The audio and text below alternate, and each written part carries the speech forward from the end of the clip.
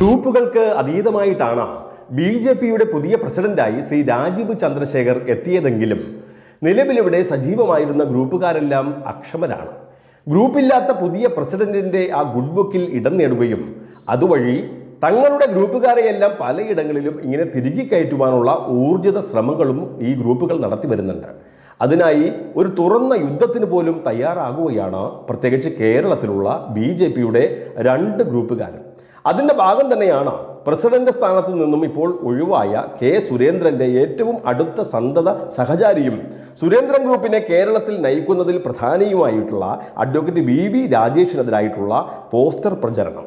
ബി.ജെ.പിയുടെ പുതിയ അധ്യക്ഷനെ പ്രഖ്യാപിച്ച് മണിക്കൂറുകൾ തികയും മുമ്പേ തന്നെയാണ് വി രാജേഷിനെതിരെ തിരുവനന്തപുരത്തെ ബി.ജെ.പി ഓഫീസിന്റെ സമീപ പ്രദേശങ്ങളിലും വി രാജേഷിന്റെ വീടിന് മുന്നിലുമൊക്കെയായി രാജേഷിനെ ഇങ്ങനെ പ്രതിക്കൂട്ടിലാക്കുന്ന തരത്തിലുള്ള പോസ്റ്ററുകളൊക്കെ പ്രത്യക്ഷപ്പെട്ടതാണ്. കഴിഞ്ഞ 15 വർഷത്തിനുള്ളിൽ വി രാജേഷ് നേടിയ അനധികൃത സ്വത്ത് സമ്പാദനത്തെക്കുറിച്ച് സമഗ്രമായിട്ടുള്ള ഒരു അന്വേഷണം കേന്ദ്ര ഏജൻസിയും പാർട്ടിയും നടത്തണമെന്നാണ് ഇംഗ്ലീഷിലും മലയാളത്തിലുമായി തയ്യാറാക്കിയ പോസ്റ്ററുകളിൽ ആവശ്യപ്പെടുന്നത്. മാത്രമല്ല ഇ.ഡി. ഒരു റബ്ബർ സ്റ്റാമ്പല്ല എങ്കിൽ വി രാജേഷിനെതിരായിട്ടുള്ള അന്വേഷണം വേണ്ട രീതിയിൽ നടക്കണമെന്നും ബി.ജെ.പി പ്രതികരണ വേദി എന്ന പേരിൽ പുറത്തിറക്കിയ പോസ്റ്ററിൽ പതിയുമ്പോൾ അതിൽ നിന്നും ഒരു കാര്യം വ്യക്തമാണ്. ഇത് വി രാജേഷിനെതിരെ മാത്രമല്ല, സ്ഥാനമൊഴിഞ്ഞ ബി.ജെ.പിയുടെ മുൻ അധ്യക്ഷൻ കെ സുരേന്ദ്രനെതിരെ കൂടിയാണെന്ന്. കൊടകര കുഴൽപ്പണക്കേസിൽ കേന്ദ്ര അന്വേഷണ വിഭാഗമായ ഇ.ഡി. സുരേന്ദ്രന് ക്ലീൻ ചീറ്റ് നൽകിയതാണ് സുരേന്ദ്ര വിരുദ്ധ പക്ഷത്തെ ഇപ്പോൾ ചൊടിപ്പിച്ചത്. ബി.ജെ.പി പ്രതികരണ വേദി ഉന്നയിക്കുന്നത് തന്നെയാണത്. കേരളത്തിലെ പിണറായി സർക്കാരും പ്രതിപക്ഷമായ യു.ഡി.എഫും ആവശ്യപ്പെടുന്നതും ഇതുതന്നെ. ഏതായാലും താൻ പ്രസിഡന്റായി ചുമതല ഏറ്റെടുത്തപ്പോൾ തന്നെ അതിൻ്റെ ശോഭ കെടുത്തുവാനായി ഉയർന്നു വന്ന ഇത്തരം പോസ്റ്റർ പ്രചരണങ്ങളിൽ വളരെ അസംതൃപ്തനും കടുത്ത അതൃപ്തിയുമാണ് രാജീവ് ചന്ദ്രശേഖരിൽ നിന്നും ഇപ്പോൾ ഉണ്ടായിട്ടുള്ളത്.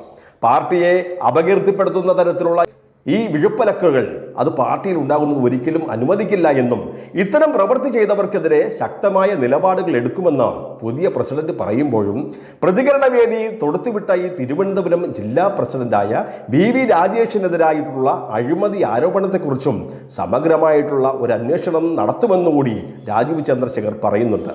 ബി.ജെ.പിയിൽ ആദ്യമായിട്ടൊന്നുമല്ല ഇത്തരം വ്യക്തികളെ കരുതേച്ച് കാണിക്കുകയും പോസ്റ്റർ അടിച്ച് പ്രചരിപ്പിക്കുന്നുവെന്ന്.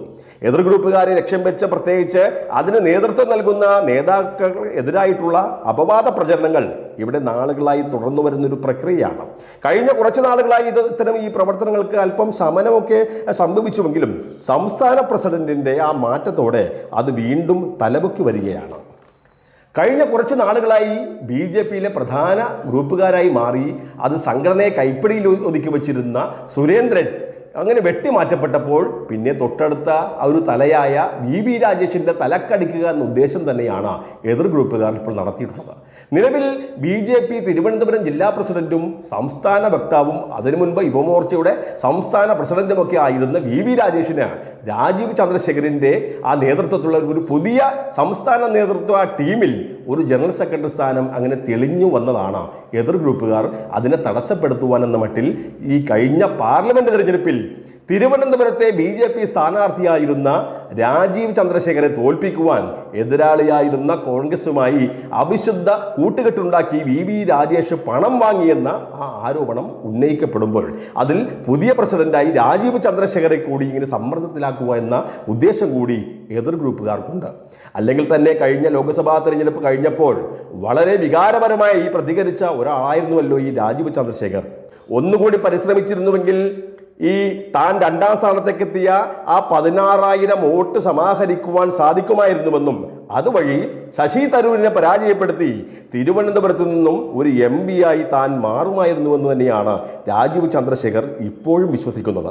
അതിൻ്റെ നീരസം ജില്ലാ കമ്മിറ്റിക്കെതിരെ രാജീവ് അന്ന് തന്നെ പ്രകടിപ്പിക്കുകയും അത് പരസ്യമായി പ്രകടിപ്പിച്ച് തൻ്റെ ഫേസ്ബുക്കിൽ പോസ്റ്റ് ഇടുകയും ചെയ്തു. താൻ സജീവ രാഷ്ട്രീയം മതിയാക്കുന്നു എന്ന് തന്നെയാണ് രാജീവ് ചന്ദ്രശേഖർ അന്ന് കുറിപ്പിട്ടത്. മാത്രമല്ല ഇപ്പോൾ കേരള ബി.ജെ.പിയുടെ പ്രസിഡന്റ് സ്ഥാനത്ത് രാജീവ് വന്നതിൻ്റെ ആ സ്ഥാനാരോപണ ചടങ്ങിലും അമിതമായി വേദിയിൽ ഇടപെട്ട വി രാജേഷ് കൂടുതൽ സമയവും അങ്ങനെ സ്ഥാനമൊഴിഞ്ഞ തൻ്റെ ഗ്രൂപ്പിൻ്റെ നേതാവായ സുരേന്ദ്രനെ അങ്ങനെ പ്രസംഗിച്ച് പുകഴ്ത്തുവാനായിരുന്നു സമയം ചെലവഴിച്ചത്. അവസാനം ദേശീയ നേതാക്കൾ ഇടപെട്ടാണല്ലോ ഈ വി രാജേഷിന്റെ ആ അനാവശ്യ പ്രഭാഷണം അവസാനിപ്പിച്ചത്.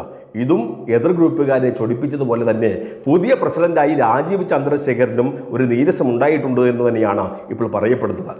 ഏതായാലും BJPയുടെ പുതിയ വണ്ടി ഇങ്ങനെ നീങ്ങി തുടങ്ങുമ്പോൾ ആരൊക്കെ അതിൽ ജോലിക്കാരായിട്ടുണ്ടാകുമെന്നും ആരൊക്കെ അതിൽ പുതിയതായി യാത്ര ചെയ്യുമെന്നൊക്കെ അടുത്ത ദിവസങ്ങളിൽ കാണാൻ സാധിക്കും.